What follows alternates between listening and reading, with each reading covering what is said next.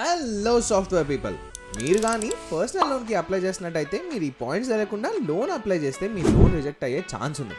అది ఎలాగో చెప్తా, జాగ్రత్తగా వినండి.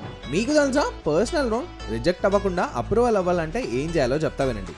మీరు లోన్కి అప్లై చేసే ముందు మీరు ఫస్ట్ ఒక బ్యాంకర్ని కాంటాక్ట్ అవ్వండి.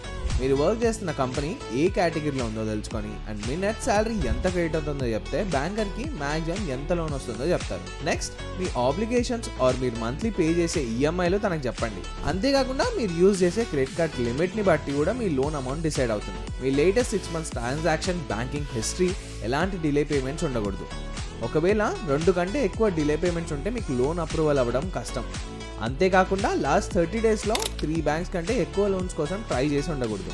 లోన్ అప్లై చేసే వాళ్ళు ఈ నెంబర్కి కాల్ చేసి ఆ బ్యాంక్స్కి ఎంత రేట్ ఆఫ్ ఇంట్రెస్ట్ ఉందో, మీ శాలరీ, మీరు వర్క్ చేసే కంపెనీ, మీ సిబిల్ స్కోర్ని బట్టి ఏ బ్యాంక్స్ లోన్స్ ఇస్తాయో తెలుసుకొని అప్లై చేయండి. ఈ పాయింట్స్ తెలియకుండా లోన్ అప్లై చేసి మీరు చాలా అమౌంట్ లాస్ అవుతారు. అంతేకాకుండా మీ సిబిల్ స్కోర్ కూడా చాలా తగ్గుతుంది. సిబిల్ స్కోర్ తగ్గితే ఫైనాన్షియల్గా మీకు చాలా ప్రాబ్లమ్స్ వస్తాయి. పోయిన మనీ సంపాదించడం ఈజీ ఏమో కానీ సిబిల్ స్కోర్ సంపాదించడం చాలా కష్టం. అండ్ నవడేస్ సిబిల్ స్కోర్ చెక్ చేసి మరీ జాబ్ చేస్తున్నారు. So be careful. సో ఎలాంటి ప్రాబ్లమ్స్లో పడకుండా లోన్ జాగ్రత్తగా అప్లై చేయడానికి రాఘవేంద్ర మీకు హెల్ప్ చేస్తారు.